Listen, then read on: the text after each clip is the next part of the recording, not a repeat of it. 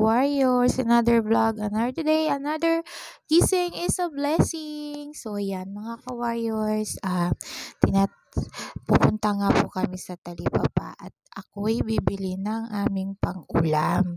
So ayan, naglalakad po ako.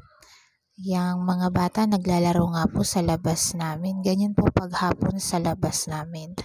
Marami pong mga bata na naglalaro. So ayan, pupunta po ako sa Talipapa. Ayan po is ayan nga po habang papunta ako, natatanaw ko na sila. Ayun, pagkimbot-kimbot pang lola mo.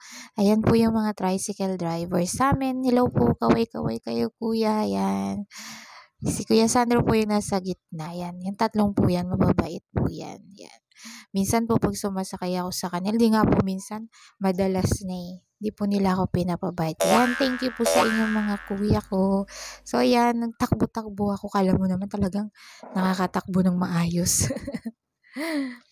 Ayan. Yung nakikita nyo dyan ako pupunta. Yan. May Talipapa po dyan. Malapit lang sa amin. So dyan kami bibili. Ako pala. So, ayan. Sabi ko sa kapatid kong isang babae, videohan niya ako. Kasi wala naman po siyang ginagawa. So, ayan. Ang bibiliin ko po palang pang-ulam is sinigang. O, ang pera na binigay sa akin ni Daddy is 150. So, saan nga po pala makakarating yung 150 natin? So, syempre, babudgetin natin. So, ayan. Pili na po ako ng buto-buto. Siguro mga 5 hiwa lang yung ginuha ko. Magkano na rin yun, guys? Mahal na. 97 na yun. Kaya konti lang kasi 5 lang din naman kami. So sabi ko, sakto na yung 5 hiwa. Tapos sabi ko kay ate, pakat na lang po. Tapos saktong 5 hiwa po. Tapos yan, pipili na rin po ako ng gulay. Labanos. Sabi ko sa kapatid ko, ano bang gusto niyong gulay? Sabi niya, ate, gabi. So, ayan po, pili na rin ako ng gabi. 1 pirasong gabi lang po. May mahalo lang po tayong gulay. Ang mahal po ng bilihin. Ang hirap po mag-budget ng pera. As in, yung 1,000 mo ngayon parang 100 na lang yung value niya. Yung 100 parang 20 na rin yung value. Tapos kumuha na rin ako ng 1 taling okra.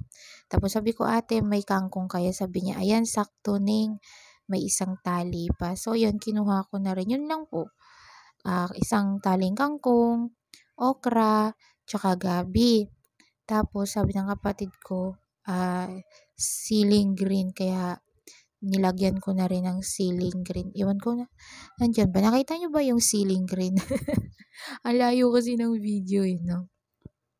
So, yan. Pinagsakto ko yung 150 ni Daddy dyan. Tapos, 1 pack ng sinigang mix. So, ayan. Yan lang po yung binili ko. Sakto naman po. May bit-bit din na po akong 100. Kasi naghahanap ako ng pagkain. Kasi may something na gusto ko. So, ayan, nakita ko yung may tinda silang barbecue ba? Oo. So, ayan, sabi ko ng kapatid ko, gusto niya rin daw ng isaw. Kaya binigyan ko siya 2 stick. Tapos 2 stick din kay Daddy. Tapos kumuha ko ng, ano ba tawag doon yung sa ulo ng manok? Kumuha ko 1 stick noon, tapos 1 laman. Tapos, ayan na nga, pinaluto ko na nga kay ate. Yan. Minsan lang po ako kumakain yan, guys.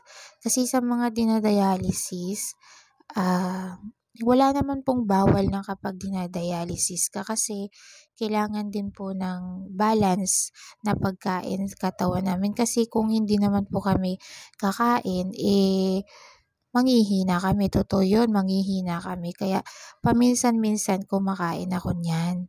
Pero bawal po yung araw-araw kang kakain yan. Hindi naman po maganda sa katawan.